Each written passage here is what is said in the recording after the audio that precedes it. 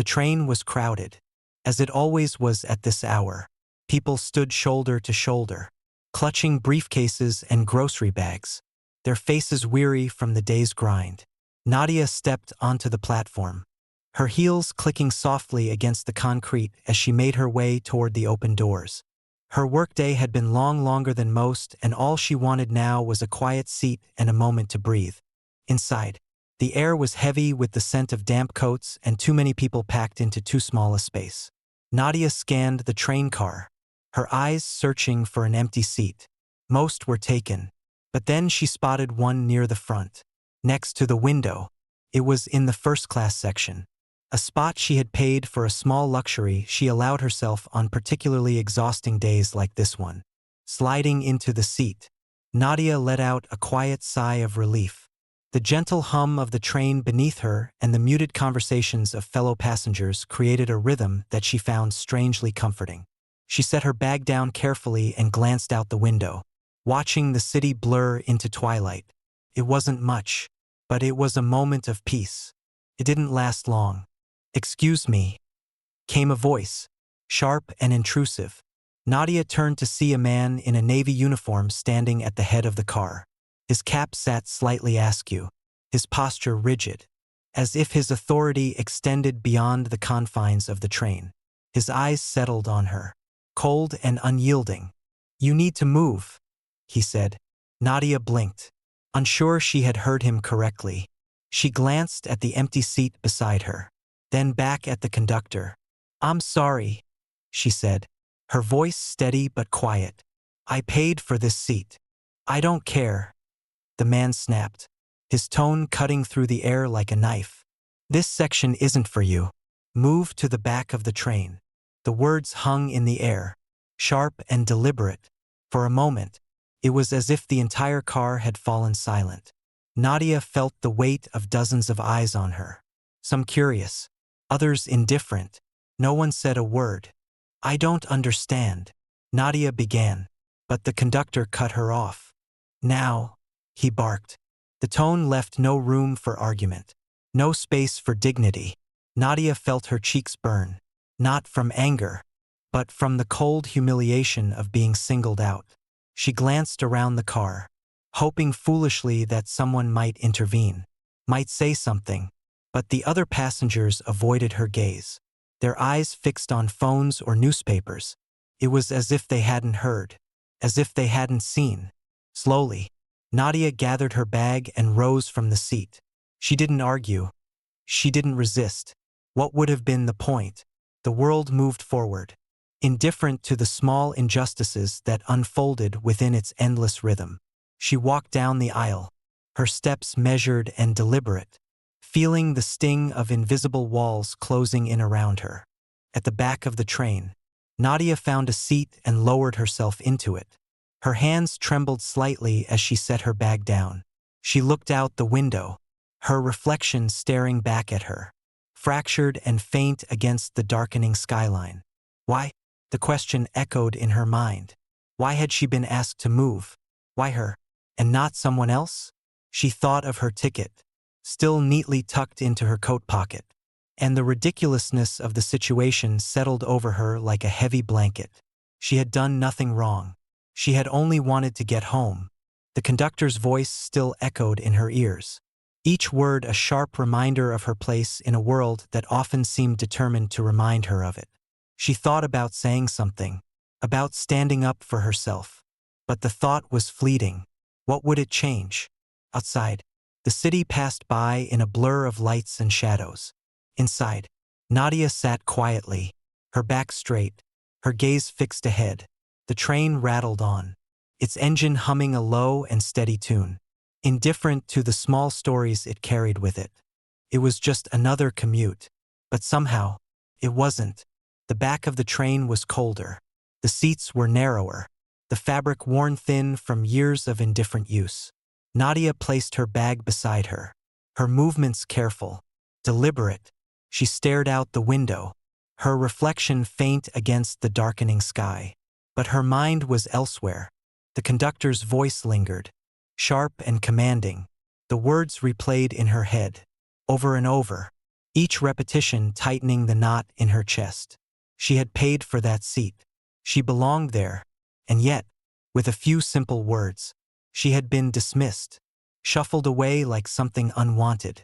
Around her, the hum of conversation continued, though it felt more muted now. A man sitting across the aisle glanced her way briefly before returning to his newspaper. Two young women a few rows ahead whispered to one another, their laughter soft but unmistakable. The train rattled on, indifferent to the quiet injustice that had just taken place within its walls. Nadia folded her hands in her lap, her fingers curling slightly as if to hold onto some invisible thread of composure. She told herself it didn't matter, that it was just a seat, just a ride home, but the words felt hollow, like a bomb that couldn't quite reach the wound.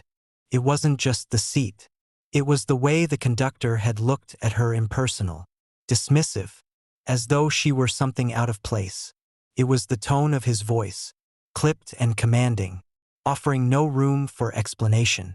And it was the silence of the other passengers, a silence that pressed against her like a physical weight. Nadia shifted in her seat, trying to shake the discomfort that clung to her like a second skin. She thought about the moments leading up to this one, about how ordinary it had all seemed. She had boarded the train, found her seat, and prepared for the ride home. She had done nothing wrong. And yet, here she was. Her gaze drifted to the window again, where the city lights blurred into streaks of gold and white against the darkening sky. The train moved steadily forward, its rhythm unbroken. But for Nadia, time seemed to stretch and warp, the minutes dragging like hours. Why hadn't she spoken up? The question came unbidden, bringing with it a wave of frustration. She had wanted to say something, to ask the conductor why he thought she didn't belong. But the words had caught in her throat. Would it have made a difference? Would anyone have listened? She thought about the other passengers, their heads bent over their phones or books, their eyes avoiding hers. They had seen what happened. She was sure of it. And yet, they had said nothing. Was it fear? Indifference? Or had they simply accepted it as a fact of life? A small injustice not worth the trouble of confronting? The train jolted slightly as it rounded a bend, and Nadia steadied herself against the armrest. Outside, the city gave way to stretches of suburban homes, their windows glowing warmly in the distance. She wondered if the people inside those homes were sitting down to dinner, their lives untouched by the quiet inequities that shaped hers. Nadia closed her eyes for a moment, letting the hum of the train fill the silence in her mind. She thought about her mother, who had once told her that dignity wasn't about how others treated you but about how you carried yourself in the face of it. It was a lesson she had learned early, one she had carried with her through countless moments like this. But today, the weight of it felt heavier than usual. The conductor's voice echoed again in her mind, sharp and unyielding. Move to the back of the train. The words weren't new. They carried with them the weight of history, a reminder of the invisible lines drawn in the fabric of everyday life. Lines that dictated where she could sit, how she could move, and who she was allowed to be. The train began to slow, the screech of the brakes cutting through the air. Nadia opened her eyes, startled by the sudden stop. The hum of conversation around her quieted, replaced by a low murmur of uncertainty. She looked around, her heart quickening slightly. This wasn't her stop, and yet the train had come to an unexpected halt. For a moment, everything felt suspended: the train, the passengers, even the air itself.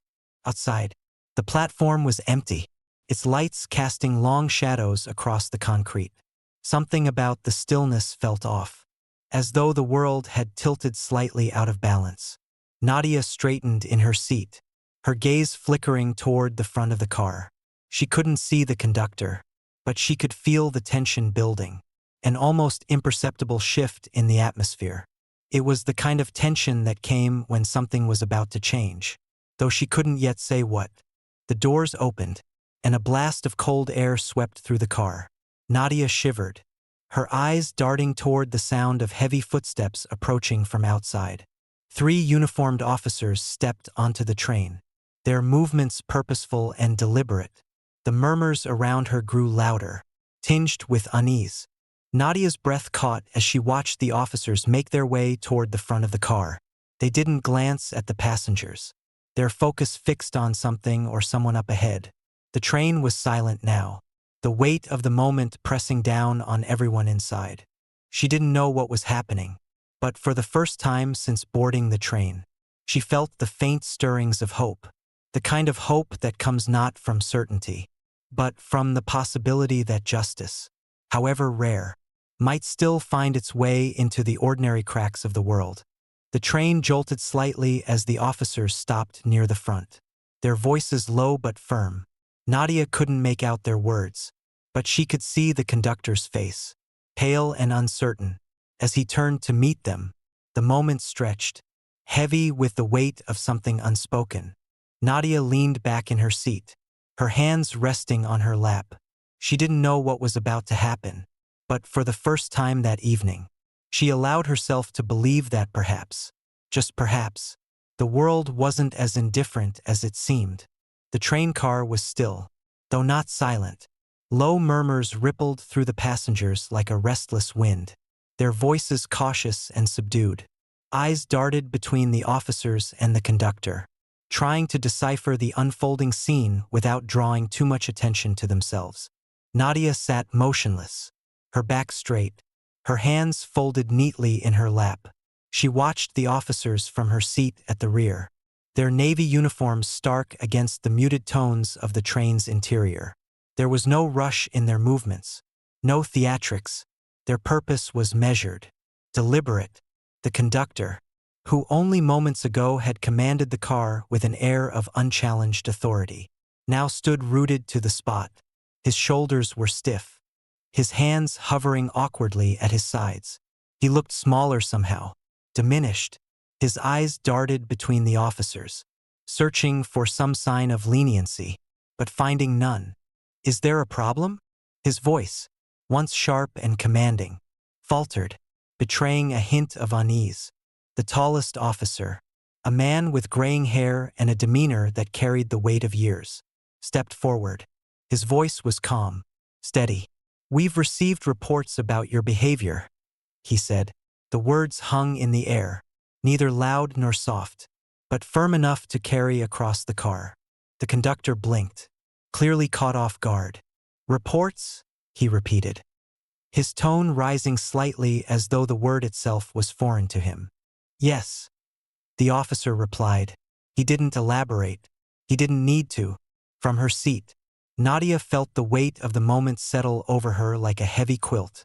She couldn't quite place the emotion stirring within her: relief, perhaps, or vindication. But beneath it all, there was a quiet sadness, too.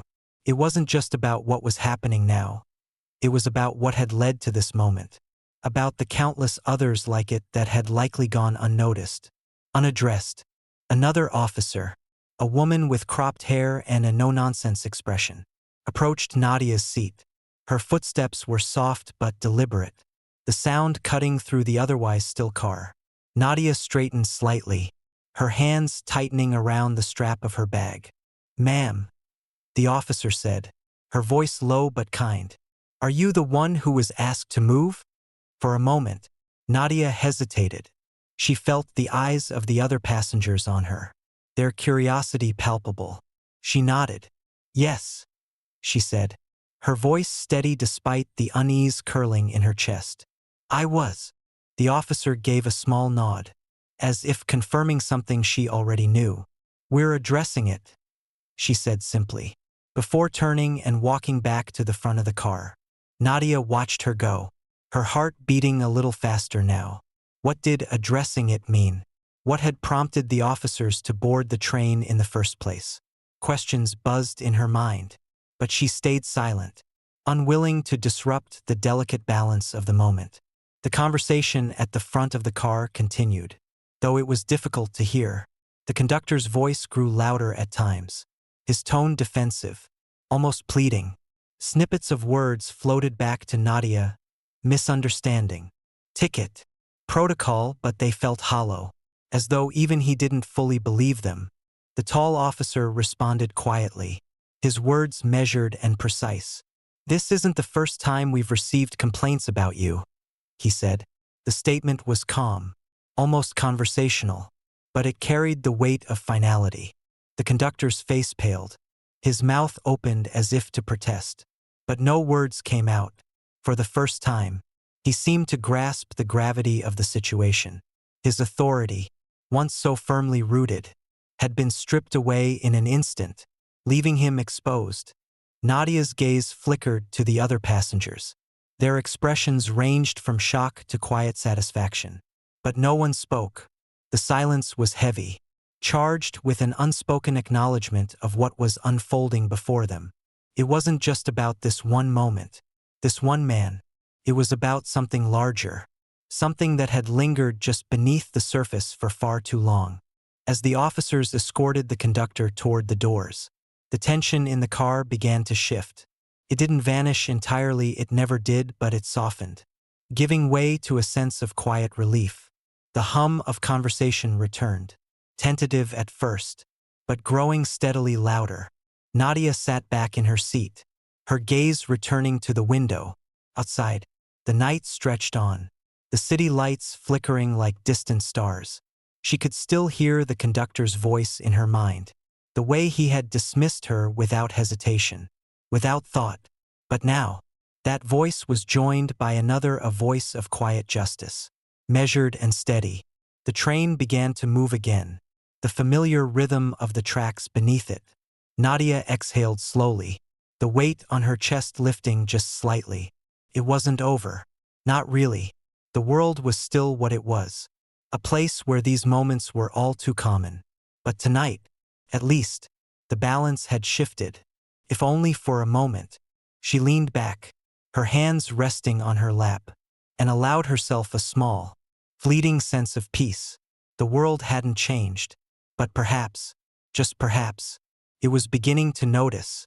The train car moved steadily along the tracks, its rhythmic hum filling the spaces between quiet conversations. Passengers shifted in their seats, their earlier unease softening into something more like curiosity. The conductor was gone, escorted off the train by the officers. But the weight of what had happened lingered.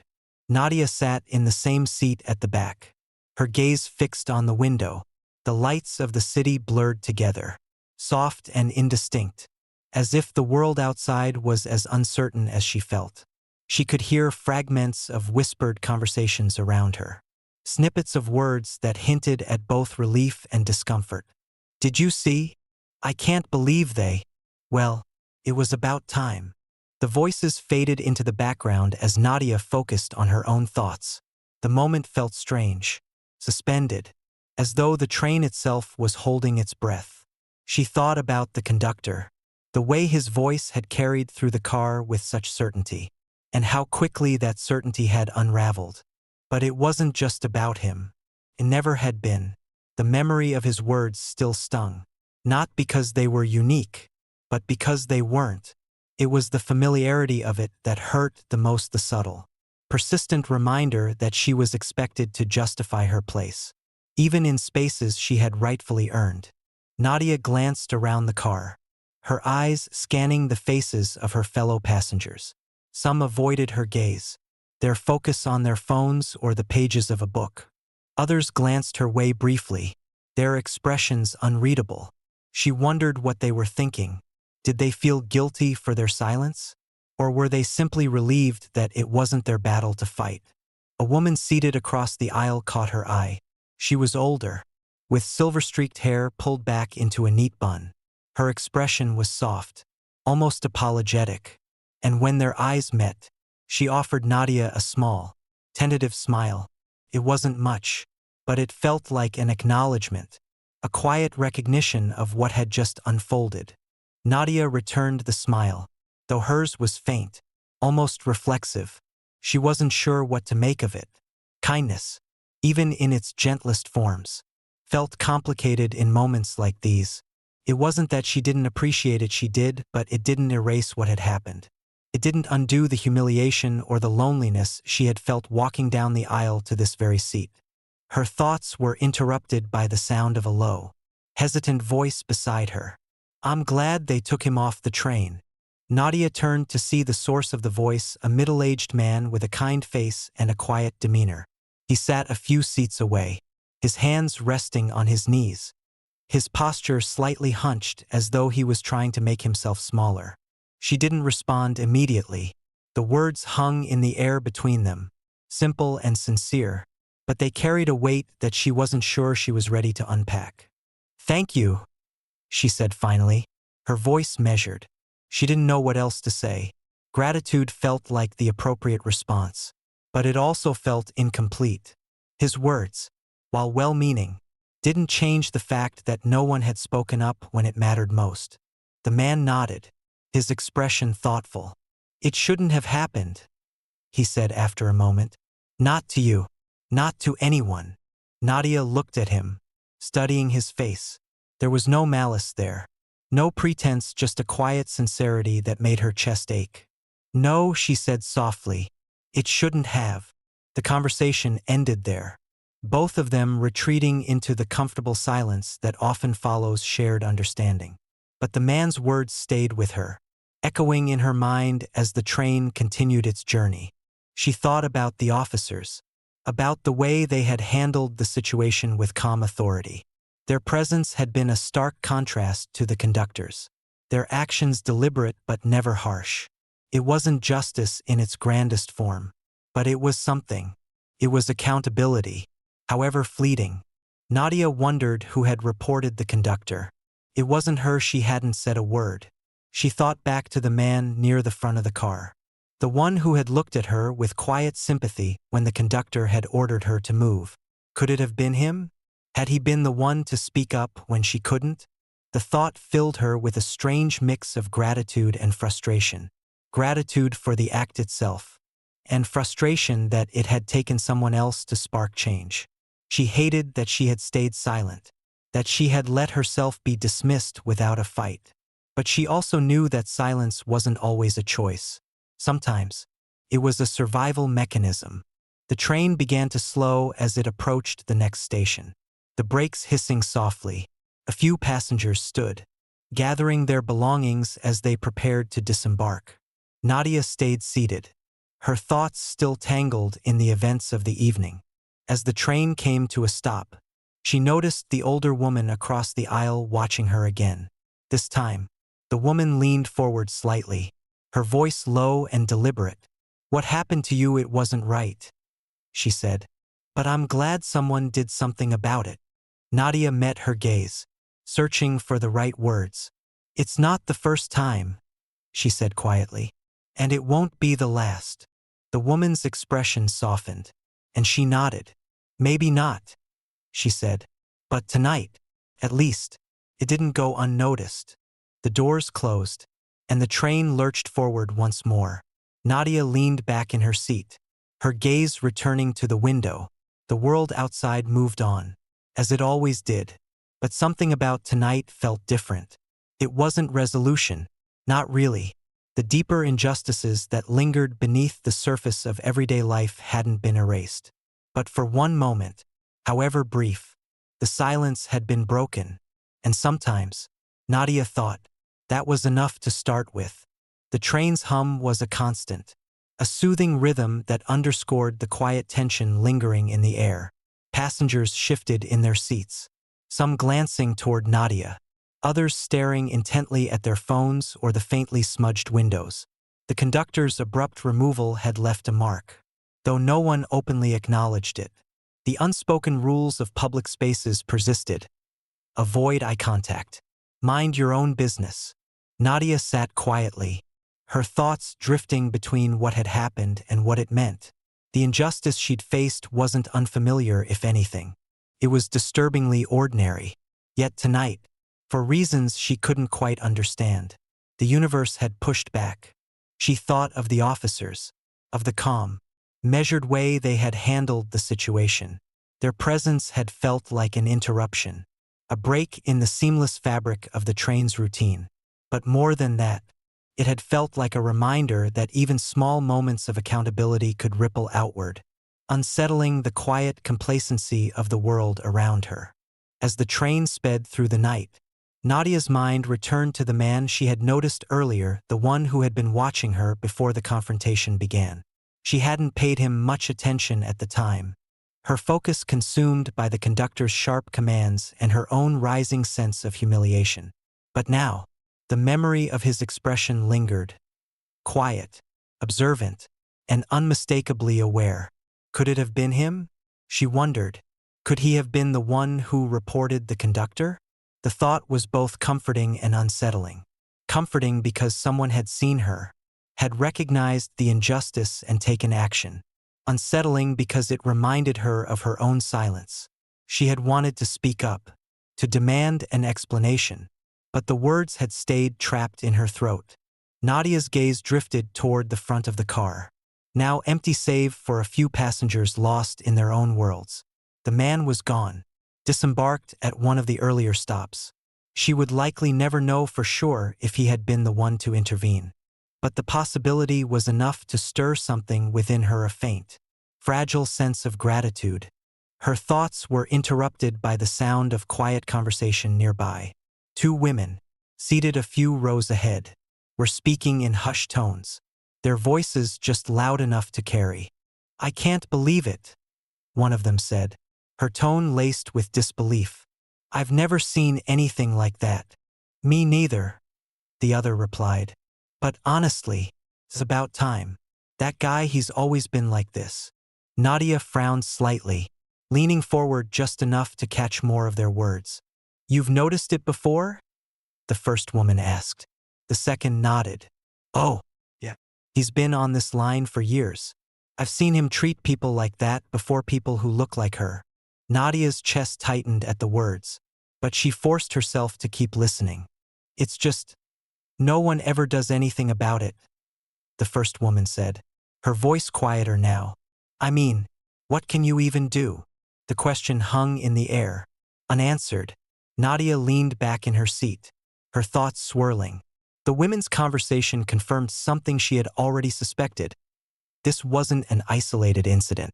The conductor's actions were part of a pattern, one that had gone unchecked for far too long. But tonight, someone had done something. Someone had spoken up, breaking the silence that so often surrounded these moments. Nadia wondered how many others had experienced the same treatment. How many had walked away feeling humiliated and powerless? How many had stayed silent because they believed that silence was the only option? She thought again of the man who had watched her, of the officers who had stepped in.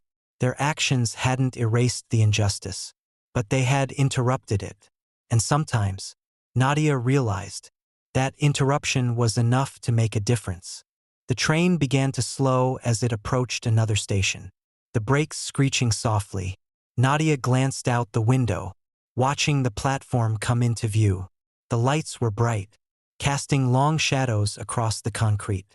A handful of passengers stood waiting to board, their faces blurred by the glass.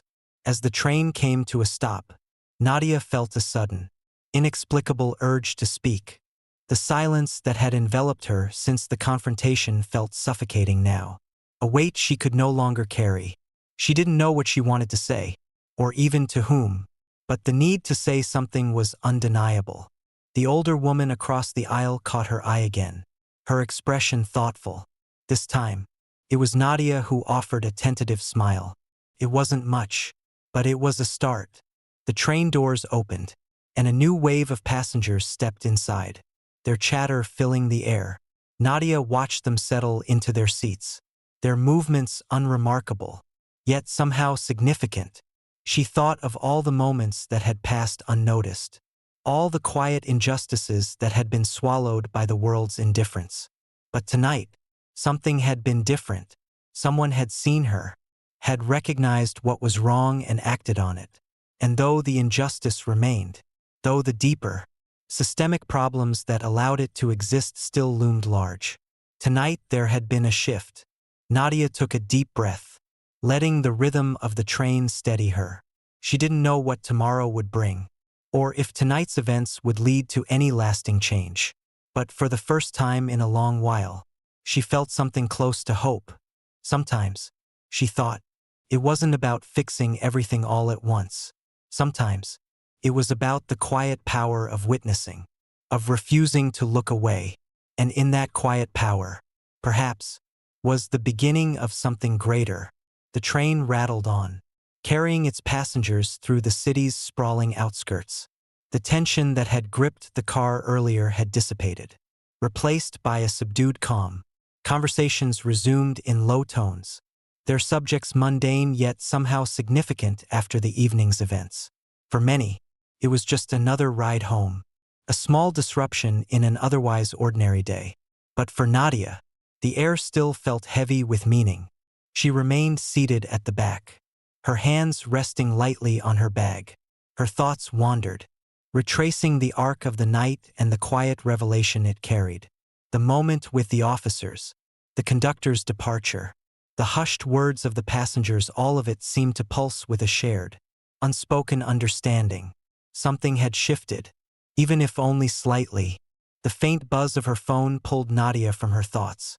She hesitated before reaching for it, unsure if she was ready to engage with the world outside the train. When she finally glanced at the screen, the message was from her best friend. "How's the ride? You okay?" Nadia considered how to respond. How could she sum up everything that had transpired?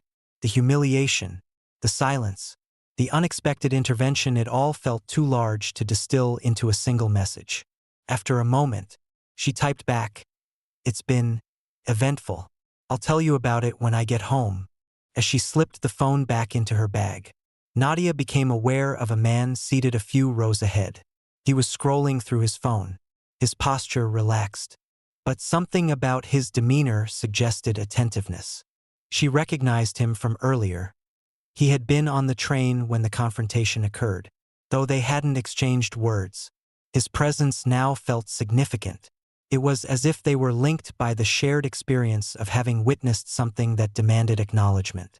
The man glanced up, catching her eye for the briefest moment. There was no judgment in his expression, no expectation, only a quiet solidarity. Nadia offered a faint nod, a silent recognition of their unspoken connection. The moment passed quickly, but it left her feeling less alone. Her gaze drifted back to the window, where the city lights blurred into streaks of gold and white. The train's rhythm was steady, soothing, but Nadia's mind was anything but calm. She thought about the earlier conversation between the two women, about how the conductor's behavior had been a pattern, not an anomaly. She thought about the officers and the reports they mentioned, and she thought about herself, about the countless times she had chosen silence over confrontation, believing it was the safer, more practical choice. The train slowed as it approached another station. Passengers shifted in their seats, gathering their belongings as the doors slid open with a soft hiss. A few people disembarked, their movements unhurried. Among them was the man who had nodded at her. He stepped onto the platform, his figure silhouetted against the bright station lights, and disappeared into the crowd. The doors closed, and the train resumed its journey. Nadia leaned back, her thoughts swirling. The man's quiet acknowledgement had stirred something in her, a sense of connection not just to him, but to everyone on the train who had witnessed what happened and chosen to see it for what it was. It wasn't just her experience. It was theirs, too. They had been part of it, whether they wanted to be or not. And in their silence or their murmured words, they had contributed to the complicated, fragile act of witnessing that, Nadia realized, was its own kind of power. She thought about the man who might have reported the conductor, about the courage it took to act when so many chose to look away. She thought about the officers, about the way they had handled the situation with quiet authority. And she thought about the older woman across the aisle, whose kind eyes had offered an apology that words couldn't fully express. These moments, small and fleeting, carried a weight that was hard to define. They didn't erase the injustice or undo the harm, but they created something else, an opening, possibility for change. The train rocked gently as it continued its route, the world outside growing quieter with each passing mile. Nadia closed her eyes for a moment, letting the rhythm of the journey steady her thoughts. She didn't know what tomorrow would bring or how the events of tonight might ripple outward, but she knew that something had begun, even if it was just a faint stirring of awareness. As the train neared her stop, Nadia gathered her things, preparing to leave. The car was nearly empty now, the earlier energy replaced by a peaceful stillness. She glanced one last time at the seat where the conductor had stood, his authority so firmly rooted, then so swiftly dismantled. It wasn't about him. She reminded herself. It never had been. It was about what his actions represented, about the unspoken lines that shaped the world and the quiet acts of resistance that challenged them. When the train came to a stop, Nadia stepped onto the platform. The night air was cool against her skin, carrying with it the faint scent of rain. She walked slowly toward the station's exit, her steps deliberate, her thoughts steady. Tonight had been a small victory, not just for her, but for anyone who had ever felt unseen or unheard. It wasn't enough not yet, but it was a start. And sometimes, Nadia thought, that was all you needed. The night stretched out before Nadia as she left the station, the city's quiet hum wrapping around her like a heavy quilt. Streetlights cast their muted glow over the sidewalks, illuminating the occasional pedestrian and the faint shimmer of damp pavement. She walked with measured steps, her bag slung over one shoulder, her thoughts as restless as the distant murmur of passing cars. What had started as a simple train ride home had unraveled into something larger, something that felt almost too big to fully grasp. Nadia replayed the events of the evening in her mind. The conductor's curt dismissal, the officer's intervention, the hushed whispers of the other passengers. Each moment felt like a thread in a much larger tapestry, one that stretched far beyond the walls of that train car. As she walked, Nadia found herself reflecting on the quiet power of what had happened. It hadn't been a grand, sweeping moment of justice. There had been no applause, no dramatic confrontation. Instead, it had been a series of small, deliberate actions. A report filed, an investigation launched, a decision made. And yet, those actions had carried a weight that reverberated far beyond the train itself. Nadia turned a corner, her heels clicking softly against the pavement. She thought about the man who might have reported the conductor, about the courage it took to speak up in a world that so often rewarded silence.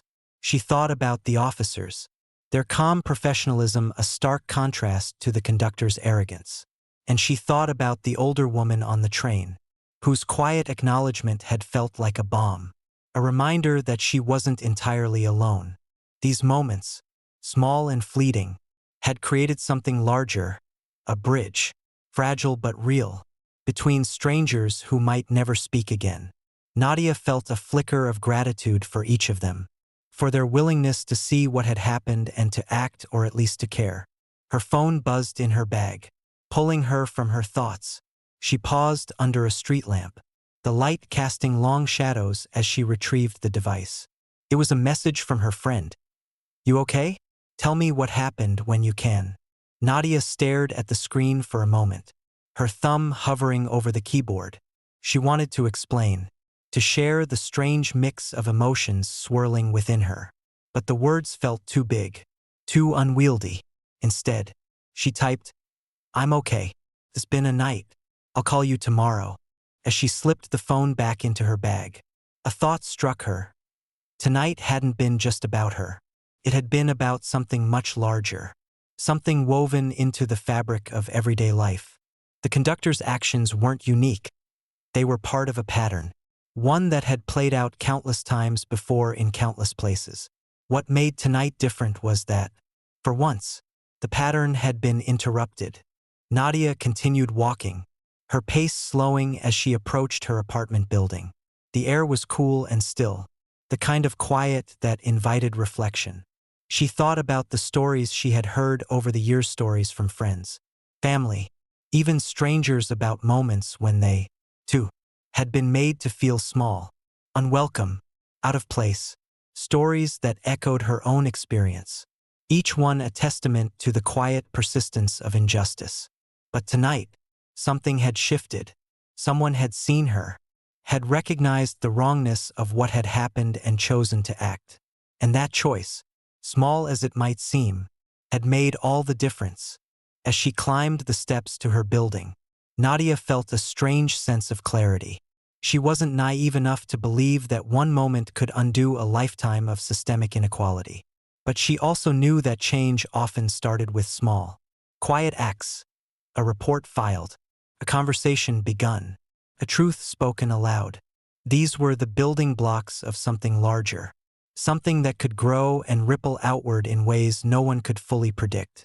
Inside her apartment, Nadia set her bag down and sank onto the couch, the familiar comfort of home grounding her in the present. She closed her eyes for a moment, letting the events of the evening settle in her mind. There was still so much she didn't understand, so much she couldn't yet put into words. But one thing was clear. Tonight had been a reminder that even in the face of silence, there was power in being seen, in being heard. Nadia thought again of the older woman on the train, of the kind man who had offered his quiet support, of the officers who had stepped in without hesitation. Each of them had played a part, however small, in creating a moment of accountability. And while it didn't erase the injustice, it was a step toward something better. She reached for her phone, opening her messages. This time, she typed out a longer response to her friend. Something happened tonight. I'll tell you everything tomorrow. But for now, just know this. Sometimes, even when it feels like the world isn't paying attention, someone is, and that can make all the difference. As she hit send, Nadia felt a sense of calm settle over her. The night had been heavy, yes, but it had also been illuminating. It had shown her that even in the quiet, even in the ordinary moments of life, there was room for change. It wasn't always dramatic or immediate, but it was there, waiting for someone to take the first step. And tonight, Nadia thought, someone had. Morning came quietly, with soft light filtering through the blinds and the faint hum of the city outside. Nadia sat at her kitchen table, a cup of coffee cooling in her hands. The events of the previous evening felt like a distant memory and an unshakable presence all at once, lingering in the corners of her mind as she tried to make sense of it. The apartment was still, save for the occasional creak of the floorboards or the distant murmur of voices from the street below. It was a silence that invited reflection, though Nadia wasn't entirely sure where to begin. She had boarded that train expecting nothing more than a ride home. Yet somehow, she had stepped off with a story she was still trying to understand. She thought about the conductor, about the sharpness of his voice and the way he had dismissed her without a second thought. It hadn't been personal. Not really. It had been reflexive, as though he had acted on something ingrained, something so deeply rooted that he hadn't even questioned it. That, Nadia realized, was what made it hurt the most, the quiet, automatic way he had decided she didn't belong. But then there had been the officers, the passengers, the man who had reported what he saw. There had been moments of courage and solidarity, small acts that had interrupted the usual rhythm of the world. Nadia thought about the older woman's kind words, the way they had settled over her like a soft blanket on a cold night. It wasn't right, the woman had said. Simple words, but ones that carried a weight Nadia hadn't fully appreciated in the moment. Now, in the stillness of her kitchen, those words felt like a lifeline. They reminded her that she wasn't alone, that even in the face of silence, there were always people willing to bear witness, to stand beside her. However quietly, Nadia set her coffee down and glanced at her phone, which sat on the table beside her. Messages had been pouring in since last night, friends checking in, colleagues expressing concern, even a few acquaintances sharing their own stories of moments when they, too, had been made to feel small. Each message was a thread, weaving itself into the fabric of a larger conversation Nadia hadn't expected to be part of. She opened one message, a simple note from a former coworker she hadn't spoken to in years. I saw your story. Thank you for sharing. It reminded me of something I've been carrying for a long time. Maybe it's time I said something, too.